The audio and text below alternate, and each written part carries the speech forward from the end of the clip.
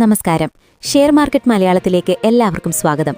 വിപണിയിൽ തുടർച്ചയായ രണ്ടാം ദിവസവും നമ്മൾ മികച്ചൊരു കുതിപ്പാണ് കണ്ടത്. എന്നാൽ ഈ സന്തോഷത്തിനിടയിലും IT സെക്ടറിനെ വീണ്ടും പിടിച്ചുലയ്ക്കുന്ന പുതിയ AI ഭീഷണി, ബാങ്കുകളുടെ ഡിവിഡൻഡിന്മേൽ RBI കൊണ്ടുവന്ന പുതിയ നിയന്ത്രണം, യുദ്ധപ്രതിസന്ധികൾക്കിടയിൽ LPG ഇറക്കുമതിക്കായുള്ള ഇന്ത്യയുടെ പുതിയ വഴി, കൂടാതെ അൺഅക്കാദമിയെ അപ്ഗ്രേഡ് ഏറ്റെടുക്കുന്ന വാർത്ത വരെ നിങ്ങളുടെ പോർട്ട്ഫോളിയോയെ നേരിട്ട് സ്വാധീനിക്കുന്ന ഇന്നത്തെ ഏറ്റവും പ്രധാനപ്പെട്ട വാർത്തകളാണ് നമ്മൾ പരിശോധിക്കുന്നത്. വിഷയത്തിലേക്ക് കടക്കുന്നതിന് മുൻപ് ഒരു ചെറിയ കാര്യം. വിപണിയിൽ ദിവസേനയുള്ള പ്രധാനപ്പെട്ട അപ്ഡേറ്റുകൾ നിങ്ങളിലേക്ക് എത്തിക്കാൻ ഞങ്ങൾ ശ്രമിക്കുന്നുണ്ട്. അത് നിങ്ങൾക്ക് ലഭിക്കുന്നുണ്ടെന്ന് ഉറപ്പുവരുത്താൻ ഇപ്പോൾ തന്നെ ആ ലൈക്ക് ബട്ടൺ ഒന്ന് അമർത്തുക. അതുകൂടാതെ ചാനൽ സബ്സ്ക്രൈബ് ചെയ്യാനും മറക്കരുത്. ഇനി നമുക്ക് പ്രധാന അപ്ഡേറ്റുകളിലേക്ക് കടക്കാം. ഇന്നത്തെ വാർത്തകളിലേക്ക് കടക്കുന്നതിന് മുൻപായി നിങ്ങൾക്കൊരു ചെറിയ ചോദ്യം. രാജ്യത്തെ പണപ്പെരുപ്പം അളക്കാൻ ഉപയോഗിക്കുന്ന പ്രധാന സാമ്പത്തിക സൂചികകളിലൊന്നാണ് WPI. എന്താണ് ഇതിന്റെ പൂർണ്ണരൂപം? Option A world price index, option B wholesale price index, option C weighted price index. ഇതിന്റെ ശരിയായ ഉത്തരം അറിയാവുന്നവർ ഇപ്പോൾ തന്നെ താഴെ കമന്റ് ചെയ്യുക. വീഡിയോയുടെ അവസാനം ഇതിന്റെ ഉത്തരം ഞാൻ പറയുന്നതാണ്. ഇന്നത്തെ മാർക്കറ്റ് പെർഫോമൻസ് നോക്കുമ്പോൾ സെൻസെക്സ് 560 പോയിന്റുകൾക്ക് മുകളിൽ നേട്ടമുണ്ടാക്കിയപ്പോൾ നിഫ്റ്റി 50 വീണ്ടും 23,550 മുകളിലാണ് ഇന്ന് വ്യാപാരം അവസാനിപ്പിച്ചത്. എന്നാൽ വിപണി പച്ചപിടിച്ചപ്പോഴും നമ്മുടെ IT ഓഹരികൾ വലിയൊരു തകർച്ചയാണ് നേരിട്ടത്. TCS, ഇൻഫോസിസ് തുടങ്ങിയ വമ്പൻ ഓഹരികളെല്ലാം ഇന്ന് താഴേക്കാണ് പോയത്.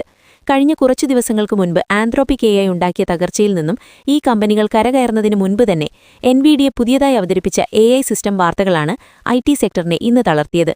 കോഡിംഗ് അടക്കമുള്ള ജോലികൾ AI ഏറ്റെടുക്കുമെന്ന ഭയം ഇന്ത്യൻ IT കമ്പനികളുടെ ഭാവി വരുമാനത്തെ സാരമായി ബാധിക്കുമെന്ന് നിക്ഷേപകർ ഭയപ്പെടുന്നു. മിഡിൽ ഈസ്റ്റിൽ ഇറാൻ വീണ്ടും എണ്ണ ഉൽപ്പാദന കേന്ദ്രങ്ങൾ ആക്രമിച്ചതോടെ ആഗോള വിപണിയിൽ ക്രൂഡ് ഓയിൽ ഗ്യാസ് വിലകൾ വീണ്ടും കുതിച്ചുയരുകയാണ്. ഇതിന്റെ ഇമ്പാക്ട് നമ്മുടെ സാമ്പത്തിക കണക്കുകളിലും കണ്ടു തുടങ്ങിയിട്ടുണ്ട്. ഇന്ത്യയുടെ മൊത്തം വല പണപ്പെരുപ്പ് നിരക്ക് അഥവാ WPI ഫെബ്രുവരിയിൽ 2.13% ഉയർന്നു. കുതിച്ചുയരുന്ന ഇന്ധനവില തന്നെയാണ് ഇതിന് പ്രധാന കാരണം. പണപ്പെരുപ്പം കൂടുന്നത് വിപണിക്കൊരിക്കലും ഒരു നല്ല സൂചനയല്ല. ഈ യുദ്ധസാഹചര്യം വരാനിരിക്കുന്ന വേനൽക്കാലത്ത് AC വാങ്ങാനിരിക്കുന്നവർക്കും വലിയ തിരിച്ചടിയാകും. വെസ്റ്റ് ഏഷ്യയിലെ പ്രതിസന്ധി കാരണം AC നിർമ്മാണത്തിനാവശ്യമായ പാർട്സുകളുടെ സപ്ലൈ തടസ്സപ്പെടുകയാണെന്ന് നിർമ്മാതാക്കൾ മുന്നറിയിപ്പ് നൽകുന്നുണ്ട്. ഇത് വരും മാസങ്ങളിൽ ACകളുടെ വില കൂടാനും AC കമ്പനികളുടെ സെയിൽസിനെയും ബാധിക്കാൻ കാരണമായേക്കാം. എന്നാൽ ഈ യുദ്ധപ്രതിസന്ധികൾക്കിടയിൽ രാജ്യത്തെ കുക്കിംഗ് ഗ്യാസ് ക്ഷാമം പരിഹരിക്കാൻ ഇന്ത്യൻ ഓയിൽ മാർക്കറ്റിംഗ് കമ്പനികൾ പുതിയൊരു വഴി കണ്ടെത്തിയിട്ടുണ്ട്. മിഡിൽ ഈസ്റ്റിൽ നിന്നുള്ള ഗ്യാസ് വിതരണം തടസ്സപ്പെട്ടതിനാൽ അമേരിക്കയിൽ നിന്നും LPG ഇറക്കുമതി ചെയ്യാൻ കമ്പനികൾ ആരംഭിച്ചതായി സർക്കാർ വ്യക്തമാക്കി. ഇത് രാജ്യത്ത് വരാനിരുന്ന വലിയൊരു LPG ക്ഷാമം ഒഴിവാക്കാൻ സഹായിക്കുമെന്ന് പ്രതീക്ഷിക്കാം. ഓയിൽ ആൻഡ് ഗ്യാസ് സെക്ടറിന് ഇതൊരു വലിയ ആശ്വാസമാണ് നൽകുന്നത്. ബാങ്കിംഗ് സെക്ടറുമായി ബന്ധപ്പെട്ട ഒരു സുപ്രധാന വാർത്തയാണ് അടുത്തത്.